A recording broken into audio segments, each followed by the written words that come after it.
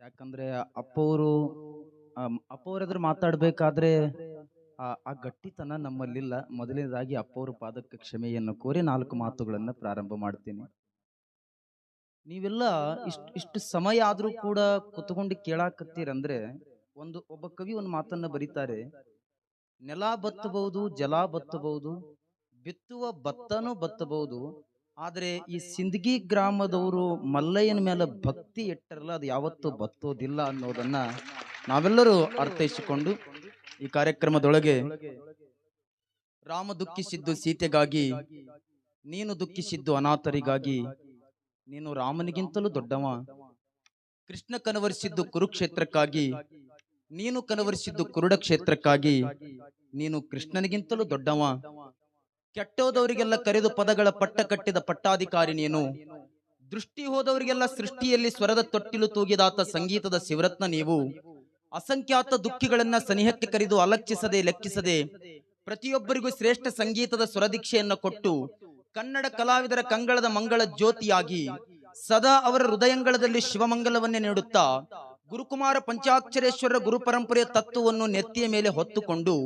ಹೊತ್ತು ವೇಳೆವನ್ನದೇ ಬಂದ ಮುಮುಕ್ಷಗಳಿಗೆ ಹೆತ್ತ ತಾಯಿ ತಂದೆಯಂತೆ ತತ್ವಮಸಿ ಮಹಾವ್ಯಾಖ್ಯದರ್ಥ ಈ ಜಗತ್ತು ಕಂಡ ಸಂಗೀತದ ಸಾಹುಕಾರ, ಸ ಎಂದ್ರೆ ಸರ್ವಜ್ಞ ಮೂರ್ತಿಯಂತೆ ಅವತರಿಸಿ, ರಿ ಅಂದ್ರೆ ರೀಪು ದ್ವೇಷಗಳನ್ನೆಲ್ಲ ಕಳೆದು, ಗ ಅಂದರೆ ಗಂಧರ್ವ ರಸಋಷಿಯಾಗಿ, ಮ ಎಂದ್ರೆ ಮನುಜ ಜನ್ಮದ ಮಹತ್ವನಿರ್ತು ಮಹಾಂತನನ್ನಾಗಿಸಿ, ಪ ಎಂದ್ರೆ ಪಂಚಮ ಕೋಗಿಲೆಗಳಂತೆ ಇಂಚರಿಸಿ, ದ ಎಂದ್ರೆ ಧಮನಿಯಲ್ಲಿ ಸಂಗೀತ ರಸಭಾವವನ್ನೇ ಹರಿಸಿ, ನೀ ಅಂದ್ರೆ ನಿಮಿಷವು ನಿರಾಕಾರ ಬ್ರಹ್ಮ ತತ್ವವನ್ನ ತಾಳಿ, ಸರಿಗಮ ಪದನಿಸ ಸಾ ಅಂದ್ರೆ ಸಾಕು ಸಾಯುಜ್ಯ ಪದವಿಯನ್ನು ಕೊಡುವ, ಧಾರವಾಡಕ್ಕೆ ದಾರಿಯಾಗಬೇಕು, ಹುಬ್ಬಳ್ಳಿ ಉಡಿದಾಗಬೇಕು, ಲಕ್ಕುಂಡಿ ಒಳಗೆ ಲೆಕ್ಕ ಬರಬೇಕು, ಮುಂಡ್ರಿಗೆ ಮುಂದೆ ಬರಬೇಕು, ಕೊಪ್ಪಳದಾಗ ತುಪ್ಪದ ಜಾತ್ರೆ ಆಗಬೇಕು ಅನ್ನುವಂತ ಮಾತುಗಳನ್ನ ಗೆದ್ದವರ ಗದ್ದಿಗೆ ಕಟ್ಟಿಕೊಳ್ಳುವಂತ ಜನಗಳ ಮಧ್ಯೆ ನನ್ನಂತ ಲಕ್ಷಾಂತರ ಅನಾಥ ಮಕ್ಕಳ ಬಿದ್ದವರ ಬದುಕು ಕಟ್ಟಿದ ಸಂಗೀತ ಮಹಾನ್ ತಪಸ್ವಿ ನನ್ನ ವಿದ್ಯಾಗುರುಗಳು ಗದಗಿನ ಪುಟ್ಟರಾಜ ಶಿವಯೋಗಿಗಳ ಪರಮಪಾವನ ಚರಣಗಳಿಗೆ ದಂಡವತ್ತ ಪ್ರಣಾಮಗಳನ್ನ ಸಮರ್ಪಣೆಯನ್ನ ಮಾಡಿ, ಮತಿಗೆ ಮಿತವಾದ ಬೆಳಕನ್ನ ಚೆಲ್ಲಿ ಬದುಕಿಗೆ ಹಿತವಾದ ಗಾಳಿಯನ್ನ ಕೊಟ್ಟು ಅನಾಥ ಬಿದ್ದ ಶರೀರಕ್ಕೆ ಅಕ್ಷರ ಸಾಹಿತ್ಯದ ಅರಿವನ್ನು ಕೊಟ್ಟು ದೇಹಕ್ಕೆ ಬಜ್ಜಿ ಪುಂಡಿಪಲ್ಯ ರೊಟ್ಟಿಯನ್ನು ಉಣಿಸಿ ಮಹಾಂತನ ಸೇವಕ ಸನ್ನದನಾಗಿ ನಿಲ್ಲಿಸಿರುವಂತ ಎನ್ನ ಹೃದಯ ಬೆದುಕಿನ ಗುರು ಶಟಸ್ಥಲ ಬ್ರಹ್ಮಿ ಸಿದ್ದರಾಮ ಶಿವಾಚಾರ್ಯಪ್ಪ ಅವರ ಪರಮಪಾವನ ಜಂಗಮಾಪಾದಗಳಿಗೆ ದಂಡವತ್ತ ಪ್ರಣಾಮಗಳನ್ನ ಸಮರ್ಪಣೆಯನ್ನ ಮಾಡುತ್ತಾ, ನನ್ನಂತ ನಾನಷ್ಟೇ ಅಲ್ಲ, ನಾನು ದೊಡ್ಡ ಅಪ್ಪವ್ರ ಅಭಿಮಾನಿ. ನೀವು ಹೇಗೋ ಅವರ ಮಾತುಗಳನ್ನ ಕೇಳಲು ಇಷ್ಟಪಡ್ತೀರಲ್ಲ, ನಾನು ಕೂಡ ಅವರ ದೊಡ್ಡ ಅಭಿಮಾನಿ. ಹಾಗಾಗಿ ನನ್ನಂತ ಎಷ್ಟೋ ಜನ ಅವಿವೇಕಿಗಳನ್ನ ವಿವೇಕ ಮಾರ್ಗವನ್ನ ತಿಳಿಸಿರುವಂತ ವೀರಮಹಂತ ಶಿವಾಚಾರ್ಯರ ಪರಮಪಾವನ ಪಾದಗಳಿಗೆ ದಂಡವತ್ತ ಪ್ರಣಾಮಗಳನ್ನ ಸಮರ್ಪಣೆಯನ್ನ ಮಾಡಿ, ಇವತ್ತಿನ ದಿನ ಒಳ್ಳೆ ಅಂತ್ಯಪ್ರಾಸದ ಸಾಹಿತ್ಯದ ಮುಖಾಂತರ ನಮ್ಮೆಲ್ಲರಿಗೂ ಕೂಡ ಮಾತನಾಡುವಂತ ಹೋತ್ಪೇಟೆಯ ಶ್ರೀಗಳ ಜಂಗಮ ಪಾದಗಳಿಗೂ ಕೂಡ ಭಕ್ತಿಯಿಂದ ಹಣೆಮಣಿದು ನಮ್ಮ ಸಂತು ಅಣ್ಣ ಅವ್ರ ಬಗ್ಗೆ ಏನ್ ಹೇಳೋದದ, ಯಾಕಂತ ಕೇಳಿದ್ರೆ ಅವರ ಸಂಗೀತ, ಆ ಸಾಹಿತ್ಯ ನಾವೆಲ್ಲರೂ ಕೂಡ ಮಠದೊಳಗ ಗದಗಿನ ಪುಟ್ಟಯ್ಯಜ್ಜವ್ರ ಮಠದೊಳಗೆ ಕೂಡಿ ಆಡಿ ಬೆಳೆದು ಇವತ್ತಿನ ದಿನ ಈ ಕಾರ್ಯಕ್ರಮಕ್ಕೆ ಬಂದವರು ಸಂತು ಅಣ್ಣವರಾಗಿರ್ಬಹುದು, ನಮ್ಮ ಯೋಗಿ ರಾಜೇಂದ್ರ ಆಗಿರ್ಬಹುದು, ನಮ್ಮ ಸುರೇಶ್ ಅಣ್ಣ ಆಗಿರಬಹುದು, ಇವರೆಲ್ಲರಿಗೂ ಭಕ್ತಿಯ ಶರಣುಗಳನ್ನ ಸಮರ್ಪಣೆಯನ್ನ ಮಾಡಿ ಈ ಕಾರ್ಯಕ್ರಮದೊಳಗೆ ಸಮ್ಮಿಲನತರಾಗಿರುವಂತ ಎಲ್ಲ ಮಾತೆಯರೇ, ಮುದ್ದು ಮಕ್ಕಳೇ, ಶರಣು ತಾಯಿ ತಂದೆ ಬಳಗದವರೇ, ಮತ್ತೊಬ್ಬರ ಹೊಟ್ಟಿ ಮ್ಯಾಲ ಹೊಡೆಯಲಾರದಂಗ ದಿನನಿತ್ಯವೂ ದುಡದೇ ತಿನ್ನಬೇಕನ್ನುವ ಎಲ್ಲಾ ಕಾಯಕ ಯೋಗಿಗಳೇ, ಅಮ್ಮ ನಕ್ಕರೆ ಮಮಕಾರ, ಅಪ್ಪ ನಕ್ಕರೆ ಅಧಿಕಾರ, ಹೆಂಡತಿ ನಕ್ಕರೆ ಚಮತ್ಕಾರ, ನಿಮ್ಮಂತ ಕಲಾ ಪ್ರೇಮಿಗಳು 11 ಗಂಟೆ ಆದ್ರೂ ಕೂತು ಕೇಳಾಕತ್ತಿರಲ್ಲ, ಈ ಕಾರ್ಯಕ್ರಮಕ್ಕೆ ಕೊಟ್ಟ ಪುರಸ್ಕಾರ ನಿಮ್ಮೆಲ್ಲರ ಅಂತರಾತ್ಮಕ್ಕೆ ಭಕ್ತಿಪೂರ್ವಕ ನಮಸ್ಕಾರಗಳನ್ನ ಸಮರ್ಪಣೆಯನ್ನ ಮಾಡಿ, ನಾನೇನು ಮಾತಾಡೋದಿಲ್ಲ, ನಾನು ಮುಗಿಸ್ತೀನಿ, ಮುಗಿದೋಯ್ತು ನನ್ನ ಮಾತುಗಳು. ಅಮ್ಮ ನನ್ನ ಬಹಳ ಹೆಮ್ಮೆ ಆಗೋದೇನು ಅಂತ ಕೇಳಿದ್ರೆ, ಮಾತಾಡ್ಬೇಕಾದ್ರೆ ನಾವೆಲ್ಲ ನಿಮ್ಗೆ ಗೊತ್ತಿರ್ಲಿ, ಈ ಜಗತ್ತಿನೊಳಗ ಮನಿ ಒಳಗ ದೀಪ ಹಚ್ಚುವ ಬಿಟ್ಟಿವ ಗೊತ್ತಿಲ್ಲ, ಆದ್ರೆ ಸಿಗರೇಟ್ ಮಾತ್ರ ಹಚ್ಚಿದ ಮಕ್ಕಳು ಬಹಳ ಅದಾರ ಈ ಪ್ರಪಂಚದೊಳಗೆ. ಯಾಕಂದ್ರೆ ಅವೆಲ್ಲ ಬಂದ್ಬಿಟ್ಟಿವೆ. ಅಂತ ಮಕ್ಕಳನ್ನ ಈಗ ರಸ್ತೆ ಪಕ್ಕದೊಳಗ ರಾತ್ರಿ ತೀರ್ಥ ತಗೊಂಡು ವಾರ್ತಾ ಹೇಳ್ಕೊಂಡು ಮಲ್ಕೊಂಡಿರ್ತಾರಲ್ಲ, ಅಪ್ಪ ಅವ್ರು ಹೇಳಿದ್ರು ಆಶೀರ್ವಚನದೊಳಗ, ಇವರನ್ನ ಎಬ್ಬಿಸ್ಬೇಕಾದ್ರೆ ಒಂದು ಸುಪ್ರಭಾತದ. ಈಗ ನೀವೆಲ್ಲ ಮನಿಯೊಳಗ ದೇವರನ್ನ ಎಬ್ಬಿಸ್ಬೇಕಾದ್ರೆ ಒಂದು ಸುಪ್ರಭಾತ ಹೇಳ್ತಿದ್ರಿ. ಕೌಶಲ್ಯ ಶುಪ್ರಭ ರಾಮ ಪೂರ್ವ ಸಂಧ್ಯಾ ಪ್ರವರ್ತತೆ ಕಮಲಾಕ ಕಚೂಚ ಚಕಂಠತ ನೀ ಹೀಗೆಲ್ಲ ಅಂತಿದ್ರಿ. ಆದ್ರೆ ಈಗ ಕುಡುಕರನ್ನ ಎಬ್ಬಿಸ್ಬೇಕಾದ್ರೆ ಒಂದು ಪ್ರಾರ್ಥನಾ ಪ್ರೊಫೆಸರ್ ಕೃಷ್ಣ ಬೈರೇಗೌಡ ಅವ್ರು ಬರೀತಾರೆ. ಎಷ್ಟು ಚಂದ ಬರೀತಾರ ಅಂದ್ರ, ಅಮಲಾಕೃತ ನೀಚಕ ಕಂಟಕ ನೀಚ ಕಿರಾತಕ ಘಾತುಕನೋ ಸುರೇಶ್ ಅಮಲಾಧಿಕ ಲೋಚನೆ ಲೋಟಪತೆ ವಿಜಮಲ್ಯ ಕೊಡಕೃತೆ ತೈಲಪತೆ ನಿನ ಕಿಕ್ಕರ ಲಿಕ್ಕರ ಪ್ರಿಕ್ಷರಿದು ನಿನ ಲಿವರಿಗೆ ಪವರಿಗೆ ಡೇಂಜರ್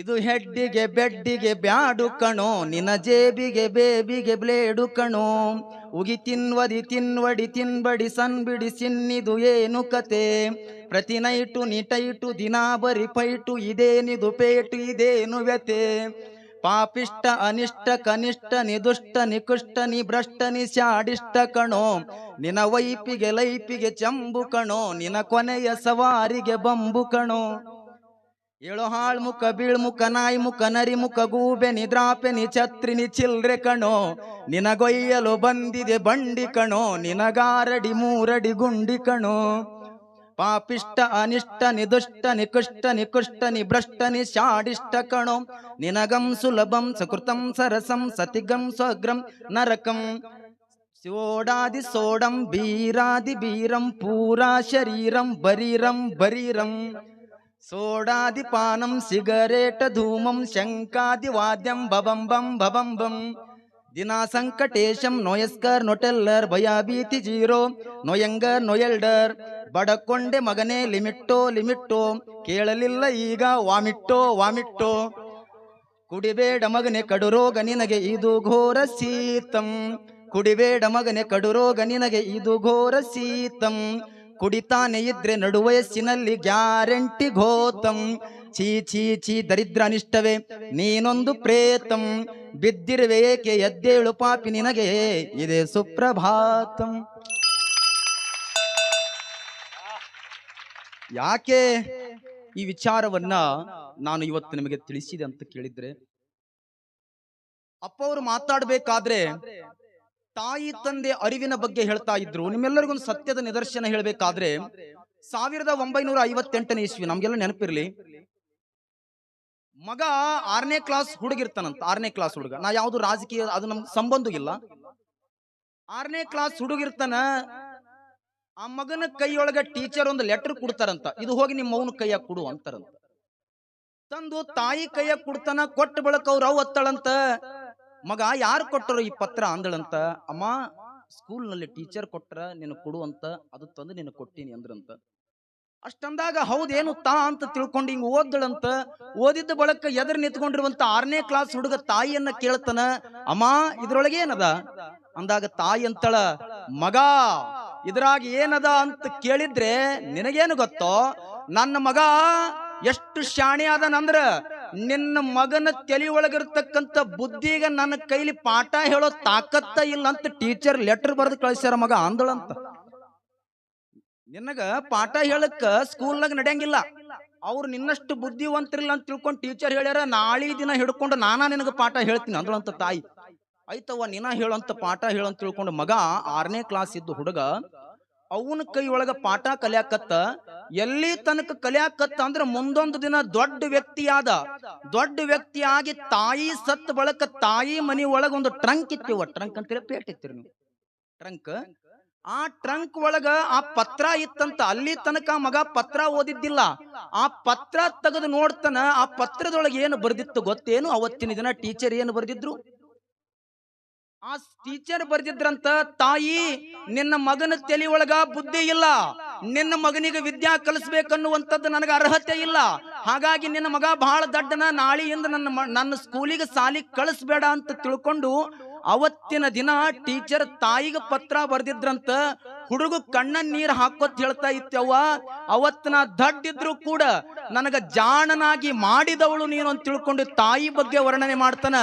ಯಾಕ ಆ ವ್ಯಕ್ತಿ ತಾಯಿ ಬಗ್ಗೆ ವರ್ಣನೆ ಮಾಡಿದ್ದ ಅಂತ ಕೇಳಿದ್ರ, ಅವತ್ತಿನ ದಿನ ಬೀದಿ ಒಳಗೆ ಚಾ ಮಾರ ಹುಡುಗಾಗಿ ತಾಯಿ ಮಾತಿಗೆ ಪ್ರೇರಣಾಗಿ ಪ್ರಧಾನ ಮಂತ್ರಿ ಆದವನೇ ನರೇಂದ್ರ ಮೋದಿಜಿ.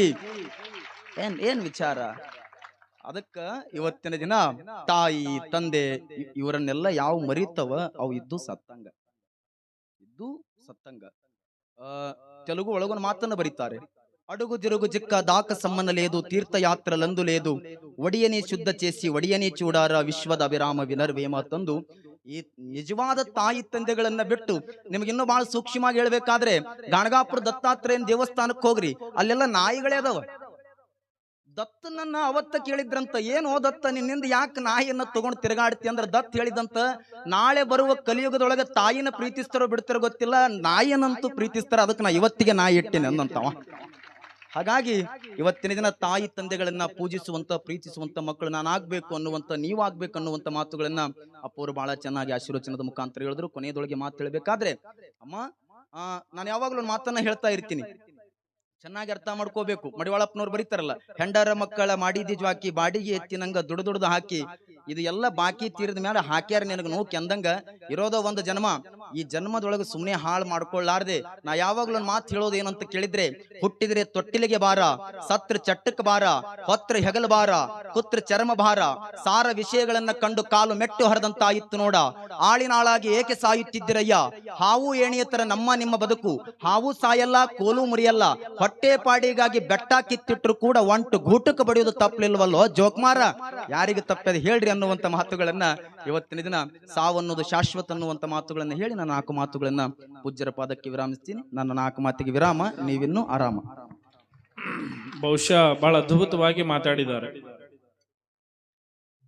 ಇವತ್ತಿನ ಸಮಾಜದೊಳಗೆ ಬೇಕಾಗಿರುವಂತ ಒಳ್ಳೆಯ ಸಾಹಿತ್ಯವನ್ನ ಓದಿಕೊಂಡು, ಅಮ್ಮ ಯಾವತ್ತು ಸುಮ್ಮನೆ ಪುರಾಣ ಹೇಳ್ತಾರೆ, ಪ್ರವಚನ ಹೇಳ್ತಾರೆ, ಹಾಡ್ತಾರಂತಂದ್ರೆ ಅದ್ರ ಹಿಂದೆ ಒಂದು ಸಾಧನೆ ಇರ್ತದೆ. ಬಹುಶಃ ಎಷ್ಟರ ಮಟ್ಟಿಗೆ ಓದ್ತಾನೆ ಅವನು ಅಂತಂದ್ರೆ, ನೀವು ಮೊಬೈಲ್ ಫೋನ್ ಇವೇನು ಬಳಸ್ತಿರಲ್ಲ, ಇದೆಲ್ಲವಕ್ಕಿಂತ ನೋಡೋಕ್ಕಿಂತ ಬಹುತೇಕ ಹೆಚ್ಚು ಪುಸ್ತಕವನ್ನ ಓದ್ತಾನೆ. ಬಂತು